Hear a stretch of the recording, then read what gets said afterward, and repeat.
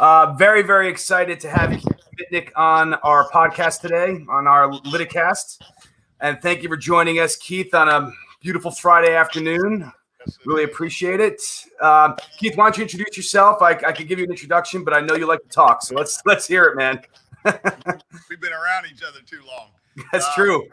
Keith Mitnik, Morgan & Morgan. I'm technically called Senior Trial Counsel, and I'm the author of Don't Eat the Bruises and a bunch of other trial guides products. In the process of writing my second book that's probably going to be called Deeper Cuts. I hope will be out before Christmas time. I live in a courtroom. All I do is try cases. I'm fortunate I don't have to work them up, which means other than in these strange times when we're not having trials, I'm in trial at least once a month, sometimes 4 times a month, in every kind of case there is, from car crashes to cigarette company cases and med mal and product liability and everything in between. So that's me. Excellent. Yeah. Now, Keith and I have gone back a little bit. Keith's another guest that's been at our Liticast events and presented there. And I will kind of kiss your butt, publicly here.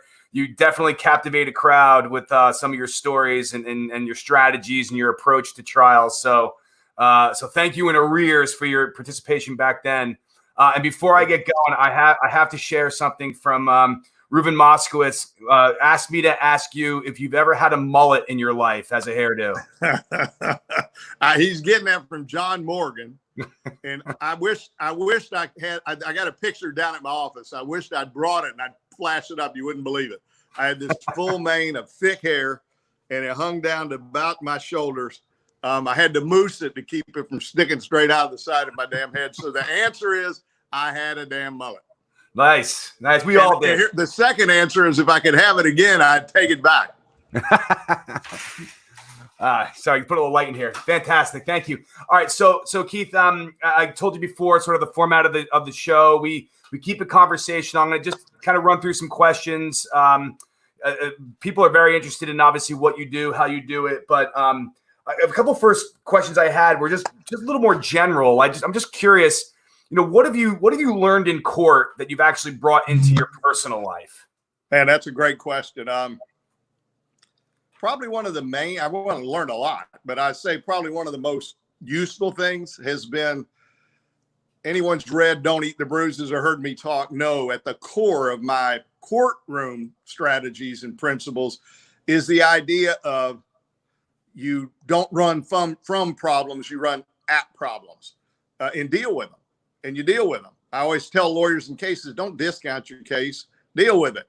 They all got problems. That's what, by the way, Don't Eat the Bruises is all about. Bruises are the blemishes every case has. There is no such thing as a perfect case.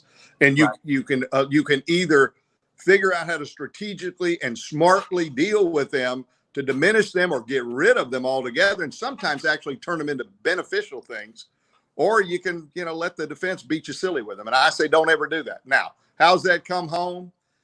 That same strategy that I use so intensely with focus in litigation, I bring home. And I probably do it more intuitively and less strategically. But I find myself all the time, we all know in life, the only place you have problems isn't in a courtroom. We face problems every day, some days worse than others. So I find myself, rather than when I have a problem in life outside of a courtroom, rather than getting mad, rather than freaking out, rather than running away, rather than pouting, I may do some of those on the first knee-jerk reaction, but pretty damn quick, I start working the problem. I said, all right, if I'm right and they're wrong, let's get to the bottom of why they're wrong. If they're actually right and I'm wrong, let's figure out why I'm still right overall. And, I don't mean to be a know-it-all in life. There are times you're just wrong in life.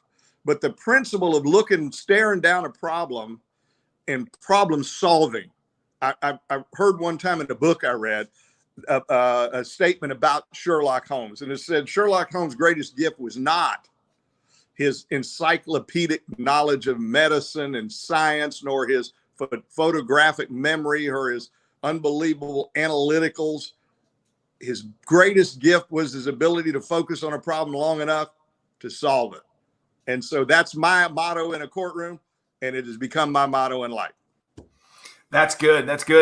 Yeah. I literally thought of something as you were talking, and me being in sales for so long, there's similarities, and as I've been really exclusively selling to lawyers for the last 3.5 years, there are a lot of similarities. I have to chuckle though, because one of the first things I learned in sales was feel felt fine when you're talking to a customer, and you tell the customer, I know how you feel. Other customers have felt the same way. I think you'll find if we work together. And I brought that home initially, and it worked like twice with my wife. And by the third time, she said, "Don't give me that sales shit. Let's address the problem." Let me add it. Let me add one caveat. I got a wonderful wife, and we really, and is my second wife. We've now been married 14 years, but first go around, not so pleasant. A lot of fighting. This go around, we rarely fight. But I'll tell you what, I don't bring any of my shit into arguments, because it don't work. She knows me. She knows me well. And you want to make things worse, start trying to outthink it. So I agree. That's the one caveat. I don't use it at home. We get down to the real nuts and bolts of it. And I don't problem solve there. We love our way through it. I would agree with that 100%. So next question I had was, what did you used to do during a trial? What was, sort of your MOs back in the day, and what do you just not do anymore? Like, you just learn the hard way not to do anymore. Yeah, I'll tell you one comes to mind. There are plenty of them, because the one thing I love about this business, people say, Mitnik, your love for the practice of law and your passion for it oozes off of you. And it really does. I do love it. And one of the things I love so much about it is the dynamic nature of it. I would hate to be in a job where you say, you know what, I'm a golfer and I've gotten to be a great golfer, but you know what, I can't get much better. No one shoots a perfect score. So I've gotten to the top of my game, and now for the next 30 years or 20, until I start getting old and go downhill, I've kind of arrived. That would bore me. Right. And by the way, I don't golf, so it's easy for me to say that because I'm terrible. Right. But the courtroom is dynamic, and you're always learning and always changing. So I could eat up our entire time listening to this. But let me give you the one that really jumps out at me. When I was younger, I did what everybody else around me did and my mentors did during jury selection. And you would try to do, really 3 things: sell your case, sell yourself, and try to convince the jurors of all the things they don't like about your case. They're wrong. Just change their mind. I hate these lawsuits. I'm going to change your mind. There are too many of them. I'm going to change your mind. McDonald's cup. I'm going to change your mind. I'm going to convince you McDonald's cup really isn't what you thought it was.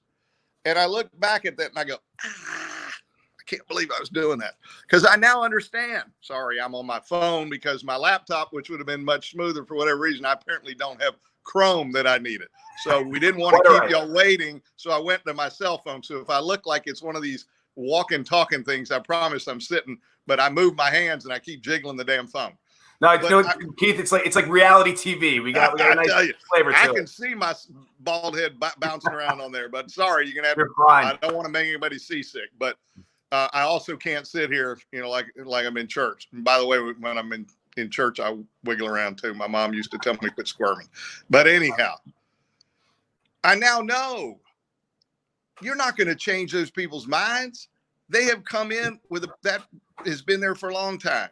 So you know what, if someone really has got a bias against large verdicts, a bias against personal injury, a bias against pain and suffering, a bias against a law firm that advertises, you can go, a bias against someone who rides on a motorcycle, a bias against someone who rides on a motorcycle without a helmet. I can go going on and on, whatever it is. I don't need to change their mind. They just ought not be deciding my case. So unless you're in a jurisdiction where you don't have voir dire and you're lousy voir dire law, most of them have things where if you can get someone to say, honestly say, I cannot assure the court I can be completely fair and impartial because my feelings may come into play. That's the answer. Don't change your mind. Embrace what they say. Respect what they say. Accept it, and then show a mutual respect. Get them to respect the process enough that they acknowledge it's in the right case for me because those feelings may impact me. And you eliminate the bias. You don't try to, by eliminating the person who's biased, not because they're bad people, because they'd be great down the hall in a different kind of case. But that is, I look back and I cringe to think how I was doing, but I'd give myself a break. I'm going, I was a baby lawyer with a mullet and I didn't know any better. But over the years, I've known better, and I've developed systems once I learned that are in my book, Don't Eat the Bruises. If you don't have it, I hate to sound like I'm pimping my book, but I don't need to sell it to make money. What I make off royalties, I could spend up in 2 dinners with a bunch of wine if I could go to a restaurant. So it ain't about that. And when I first got out the book, I would have begged people to buy it because I was afraid if no one bought it, I'd be just humiliated. But that didn't happen. Since it's come out, it's been a #1 seller every year at Trial Guides. It's up at the top always. So I'm not worried about that. So why do I say get the book if you don't have it? Because there's no way in this conversation I can come any remotely close to passing on some of the stuff I've learned from the courtroom that I know can make a difference to people. Young lawyers will eat it up and give them confidence. Experienced, really good lawyers will find gems. They say, wow, that helps. Just like I take gems from them. And I always feel guilty. I've walked away and I've left so much out. And I feel like I've shortchanged everybody. And I always say, if you'll consider the book, then I have peace of mind. I really laid it all out A to Z. And I will say this, please don't go to Google to get it. If you're going to get it, go straight to Trial Guides because it's a lot less expensive, and put in Mitnik Morgan 5. Mitnik Morgan 5 is the discount code. So having said all that, that's the one thing I don't do in the systems of how to get rid of people that are biased are in the book, laid out.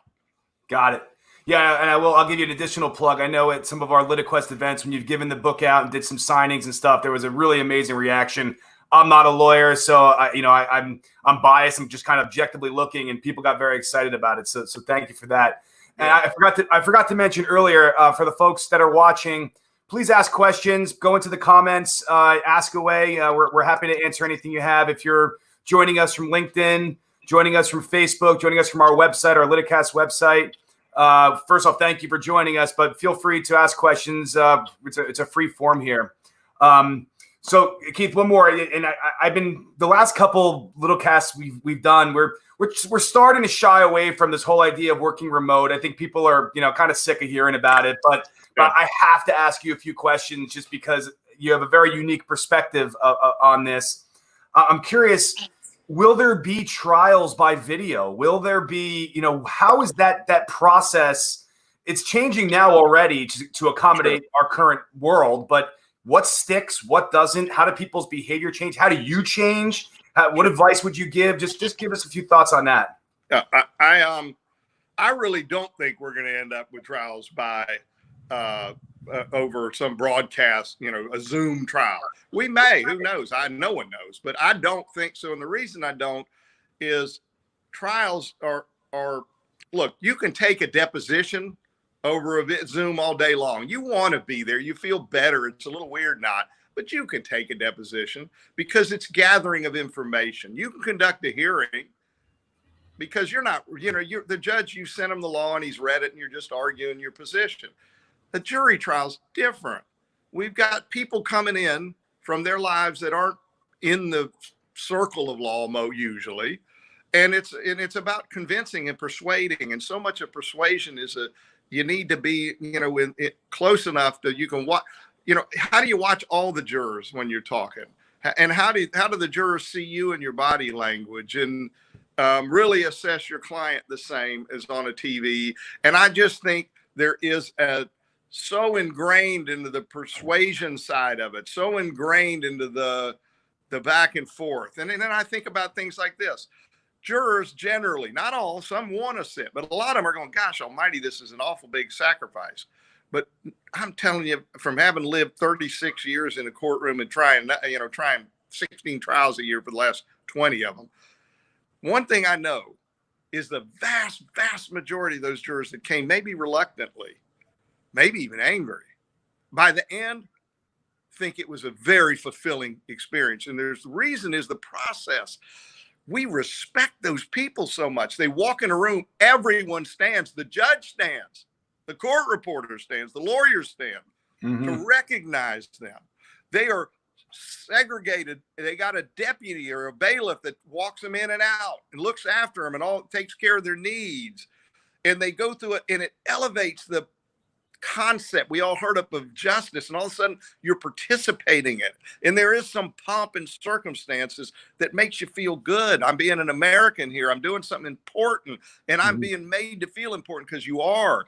And I don't know how you could maintain that elevation that's so important remotely with someone sitting at home on a screen.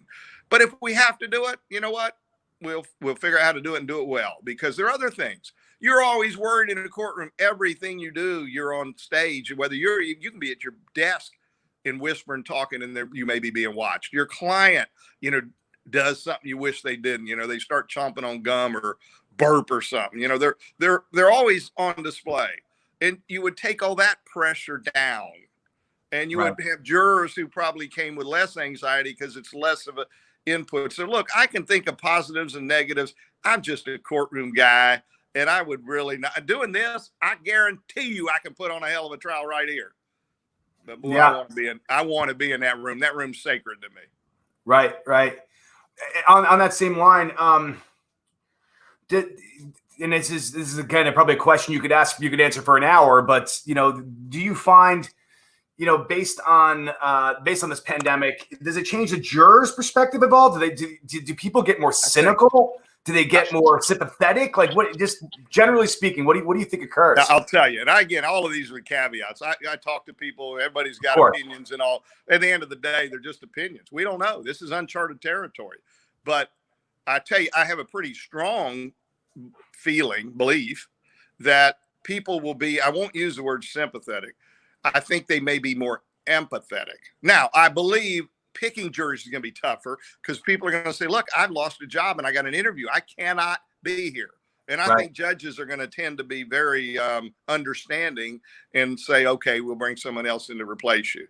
So I think it's going to be hard seating juries. But once we seat a jury and we start being mindful of giving them more space, we don't cram them up, space them out. And we do all that. I do believe a likely outcome is going to be more empathy. For example, and I would never suggest I wouldn't start bringing it up to jurors and trying to tap into it. That's too raw. I just think that'll backfire. I'm talking about during the trial. I'm not sure what we do in voir dire about it, but in the trial. But you're in closing argument or your client's up. And if they use, which I've heard for years, I just think it's going to I think it's going to hit home more. I think there's going to be more of a connection to, I understand that. When they say things like, this has been hard on me because I didn't do anything wrong. It was just thrust into my life by no fault of my own. And I feel like, is it ever going to end? When's it going to end? And I feel so hopeless sometimes, overwhelmed by it. And when they start describing those kind of emotions that I've heard so often sincerely from hurt people and their loved ones that come in and talk about the impact on their lives, I think there's going to be an automatic connection of, rather than, all right, quit your whining, to, I know what that feels like. I felt hopeless. I felt like there was no end in sight. I felt like I didn't do this. This has just turned my life upside down by no fault of my own. It's not fair. It's not right. The difference is this isn't some pandemic. You can't blame anybody. Who knows? Maybe we can find someone to blame. But this is an individual or a company wasn't doing their job and did this to you. And so I believe people are. I'll give you one last little piece. I don't mean to go too long on it. No, it's good. I love it. It's touching to me. John Morgan's got a beautiful beach house in a place called Ponce Inlet, which I think is one of the prettiest beaches in the world, certainly in the United States. And it's way down near a lighthouse, and there's no driving, and it's just a gorgeous beach. And we're friends, and he keeps saying, you got to get a place over, come down here. I finally did. I got a place down here. And I'm holed up over here during this pandemic. And it's that view out there and being able to walk out the sea air is part of keeping my spirits lifted. But I walk on the beach early in the morning.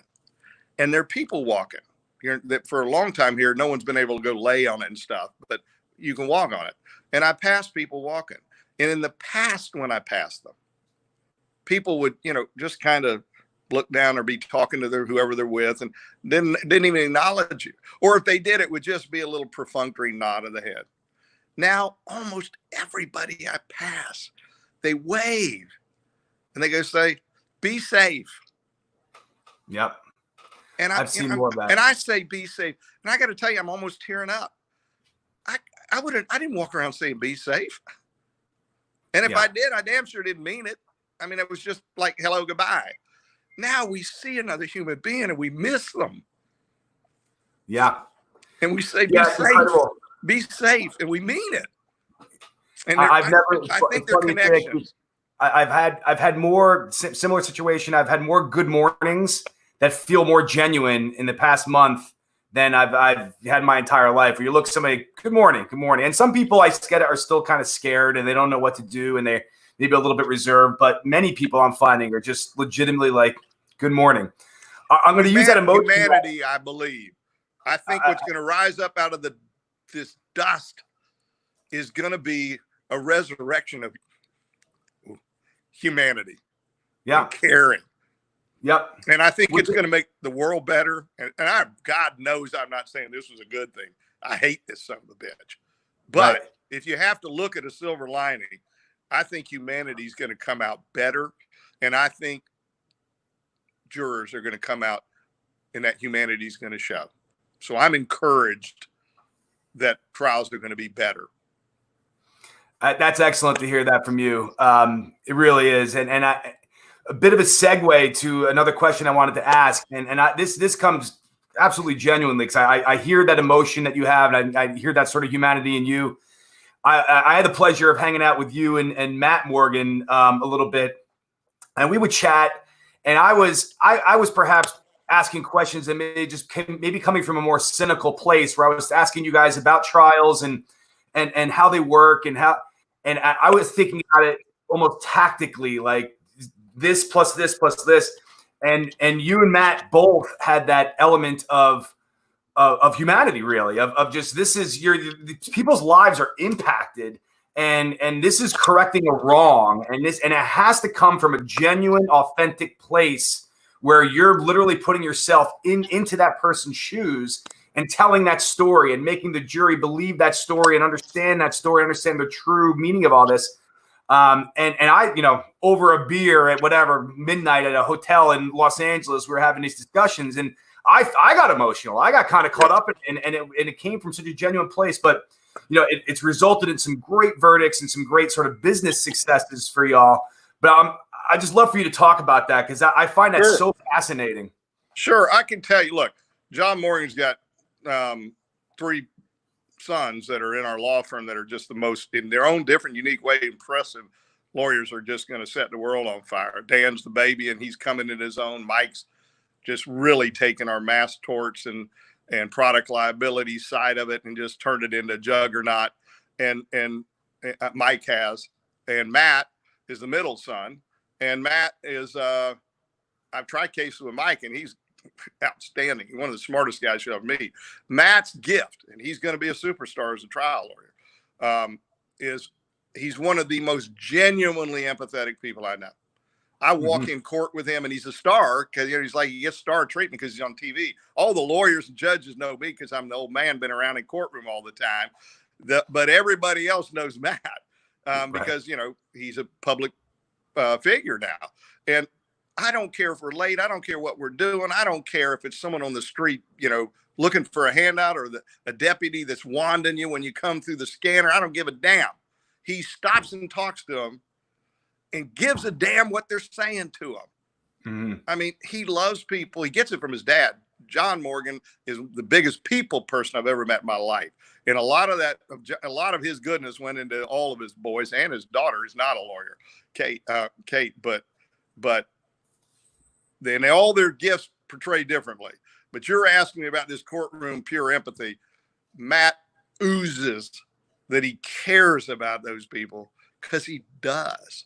He just does. Mm-hmm. So I love working with all of them. We try cases, and Matt and I just happen to be, because the more PI cases go than, say, product cases. We've tried a bunch of cases and had, I hate to sound bragging, but I don't think we've ever not gotten $1 million verdict when we tried a case. And we've gotten 8 and 4, and we've gotten great verdicts. And, I know how to model them out. I'm damn good in the courtroom, but he brings that gift of uncanny connection. Yeah. Yeah, I haven't seen it in a courtroom, but I've seen it in person for sure. Tell me a little bit about, because I know, again, we've had this discussion, but personally, how does a guy like yourself, an experienced lawyer, any experienced lawyer, how do they, I always use the term steel sharpens steel, right? And even in my profession, in sales and executive management, I want to learn more every day. I'm reading a book by Jim Mattis right now, former Secretary of Defense, and just on leadership. And I'm not a militaristic kind of guy, really, but just some of the things that he's picked up and learned over the years just fascinate me, and just the way that you can lead in different ways. But just what advice would you give folks that are just really trying to sharpen their skills? They might be damn good already, but like yourself, how do you get better? The number one, doing it. Number two, if you're younger, the mentoring is everything. Reading the best books out there on how to, webinars, seminars. Take it in from, you may not, someone else's style, personality, ideas may not fit your style. And that's the most important thing, is to be genuine. But you come away, the better teachers don't just say, do it this way because that's the right way. They say, here's what I do, and let me tell you why. Because the why is the real gift. Because when you hear, wow, what an impressive idea, what a great strategy, what a great lawyer. And then you go, now how am I going to translate it into something for me? I'm impressed, I'm entertained, but how am I going to translate it into something useful? It's the why. You go away going, I understand why he did it, how he did it, what his thought process was. Yeah. And that allows you to morph it into your own personality, and even better, have your own epiphanies and ideas.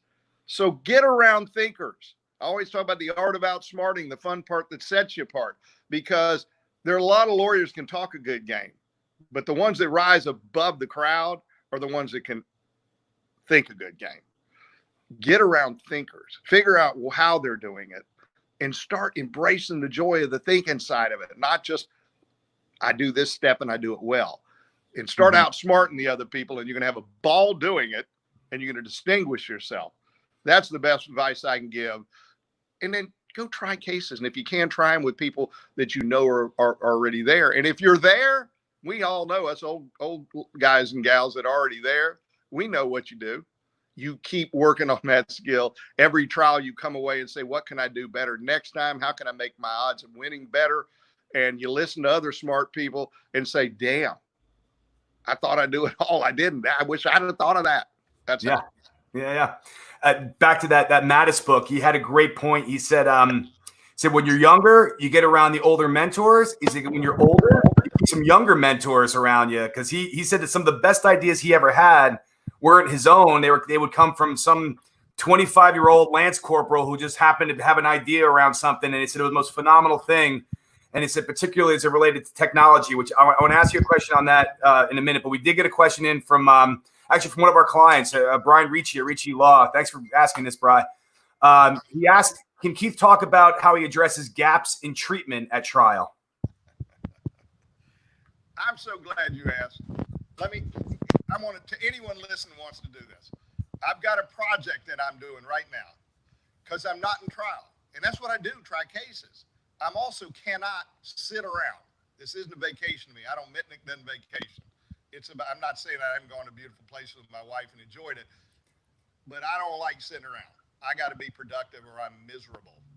Hey, Keith, 1 second. Your volume went down a little bit. I think you might there you go. Is that better? A little bit. How about now? Is that better? Perfect. Okay. I'm holding this thing way out here because my arm is getting tired. I'll bring it back in. So anyhow, so to stay productive and useful and helpful to the firm and keep myself feeling, like I'm active mentally, I have had a project where I am talking to every single lawyer that tries cases in our firm, and I've set aside an individual phone call with them. And I'm worked through all of our PI and our premises people, and they're like 160 of them. And I have done 1 hour. They typically take about 45 minutes, 30 to 45 minutes. Every hour on the hour except for the lunch hour, Monday through Friday. And I've been doing it for, I think, 3, maybe 4 weeks now. I've hit all the PI people, and I'm going to move on to products people, and we're going to spend a half a day going through case lists. I'm going to do all that. Here's what's come out of it. And all it is about is problem solving. The purpose of the call is get on and tell me some things, either in an individual case or a repeated problem you're seeing that you're not sure how to handle. And we've been doing a lot of problem solving. And I realized when I came out of that, what I'd use my brush strokes for, that you can get at keithmitnik.com, is new ideas like that. And I realized I can't fly up to New York like I normally do and knock out, a year's worth of those podcasts. So I thought, God almighty, what am I going to do? And I got an answer. I'm drafting these, what I named them, at home, but not alone brushstrokes. And they're written instead of the audio. And I'm typing them out. And I'm accumulating to my listserv, adding people that want it. And I'm going to send, like, once a week, one of these gems that came out of those meetings of a common problem with a great answer that really solves that damn problem. And it's not, okay, great idea, but I'll never see it. I'm talking about the shit you see all the time. That's what's come out of it. And I am asking anybody that wants to be on my listserv, where I send these weekly little memo. I'm trying to keep them short, not some 20-page damn thing, a page, no more than 2 at most, that really are the answers to these common problems. And if you want to be on it, if you will remember, I just said keithmitnik.com. That's for the brushstrokes. Do not send it there. Send it to my work email, which is kmitnik@forthepeople.com. There's no C. It's not MITNICK. People do that. I won't get it. Kmitnik, KMITNIK @forthepeople, which is FORthepeople.com. And simply say, will you add me to your at home but not alone brushstrokes? Or just say, add me to your damn list, if you don't want to type all that out. And I'm going to send them all out to you. Now, that's a long-winded answer to a very precise question. I do have a great answer in there for what do you do with gaps in treatment. I actually got a cute name for it, stopgap. And I promise you, it'll kill them. It stops the gap problem. But if I were to explain it now, we're probably running a little long. It takes me about 20 minutes to lay it out. And I don't want to do a short shift job of it. So if you send me an email and anybody else, next week, that's the one I'm sending out, because I'm so excited. It's one of the best. There are a bunch of really good ones. It's one of the top 5. And I'm going to send it out, and it'll lay it all out for you. Excellent. Appreciate that. I mentioned it in passing before, Keith, but I am curious on your take on technology, how it's affected, how you prepare for trial, how it's affected sort of maybe perception on the jury side. Like, just, you said you've been doing this for 36 years. I'm sure you'd seen some pretty amazing advancements. Yeah. What are your thoughts? What do you do? What do you see? What do you expect? The technology has changed everything. So in a good way. I'll give you an example. I'm going to prop up a product that's not ours. It's not Litify, but it's not a competitor. Don't worry. It's a great product. And a lot of these lawyers are already going to know about it. There's something called there's a trial pad and transcript pad. It's an app. Now, the only problem is it'll only work on your iPad. So you can't run it off a laptop. But transcript pad is a thing of beauty. You got to get your transcript it's called TXT format. It can't come in a PDF. And you load it in. It'll actually scroll for you at different speeds, or you can, thumb down it. And all you got to do to pull the stuff out you want is you just click over on the line number, and wherever you want the quote to end, you click again, and it boom. And then it lets you name it. And you start naming it with the light red, whatever you want, whatever your subject, standard of care if you're in a med mal. And at the end, you press a report, and it prints out a report that has all of the things you tagged under that subject are now separated out. And you can see everything said on that verbatim without all the in-between nonsense stripped down. on that subject, and then the next subject, the next. It is such a time-saving tool for getting ready for cross-examination or emailing quotes to your trial partner to talk about what are we going to do about this or that. So that kind of thing. And then I go, like I say, I go with John's boys, and they're high tech, because they're younger generation than me. And I'm getting pretty damn good at this stuff, but they're really good at it. They bring that trial pad, and they got every document, every demonstrative on. And then we would reel in some Apple TV, plug it in. And instead of paying someone to come, a bunch of money to demonstrate stuff, they're just over there. I'm scared. I wouldn't do that. I'd have it all fucked up. But they're in there pushing the buttons, and boom, there it is, highlighting it, pulling it out. And it's, and gosh, for a jury, rather than just hearing the lawyer talk, now they get to see. And instead of having all these clunky boards, we used to have 20, 30 taking up the whole half the room, and we'd pull them out and you couldn't find which board it was. And then you needed 2 easels and you only had one. And so you'd hold it and it was wobbly and it was just a mess. Now I still use the board. Some things you want a board to emphasize, but to have almost all of it at your you get on an airplane. We used to carry 2 big trial bags. We all got bad backs that are my age from hauling these damn trial bags with all the depositions and documents when we go fly to go take someone's depo. Hell, we don't even fly to take them anymore. We do them on Zoom. Right. Oh, we got you back, Keith. Hello? Yep, we got you back. Yep, we got you back. God damn it. Are we there? Yep, I got you. Can you hear me? Can you hear me? Yep, I can. Can you hear me? I think we might have lost Keith, or he can't hear us. Got me? I got you. Can you hear me? Can you hear me? Yes. Okay, I don't. Oh, you're not talking. I don't hear you. I'm talking, but it's okay. Go ahead. Someone called me on the damn phone and threw it all off because I'm on my phone. All right, I'm going to just talk a minute here. Maybe we can figure out how to get you back on. I don't see a button for you. Anyhow, we get on a plane with our iPad, and it's all on an iPad. So technology's changed the world. Litify, the ability we have now to watch what's going on in our cases. It sounds like Star Wars to when I was growing up. To be able to go in and say, I want to know what all the lawyers are doing. Are they doing A, B, and C? And when are they doing it? And where is their case? Is it moving? Is it sitting? And I can do it on an individual lawyer real time, right now. If I want to set up leaderboards so I know some competition that drives people to, work harder and push harder, because no one wants to be at the bottom. They all want to be at the top. You have leaderboards you create. You can watch all this. You don't need to have a report at the end of the year, for God's sake, or the end of the month, or the end of the week. You can have it at 10 o'clock, and then again at noon, and then again at 1. And that ability to manage and watch because look, it's like John Morgan said, I don't want our clients to come, and if they go to this lawyer, they get A+, and if they go to this lawyer, they get a B-.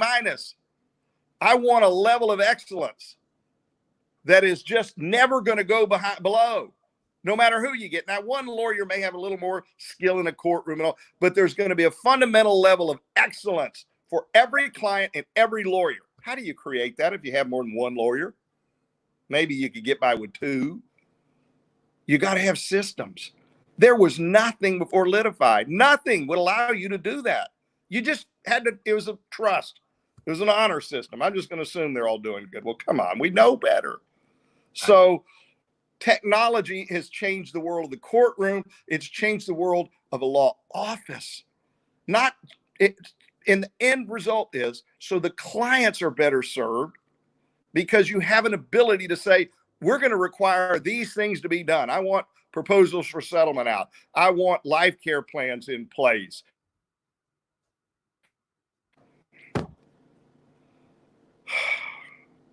You back, Keith? Can you hear me? Hello? Can you hear me or no? Terry, you there? Okay. God damn it. Deciding at 1:42, apparently everybody's decided to call me. I'm sorry, everybody. Normally I'd be on my computer. This wouldn't be a problem. That's okay. But the point is, you set all these benchmarks, you set all these timetables, and your case is moved, and all the things that ought to be done are they done uniformly. And you can watch if you're managing it and you're a managing partner.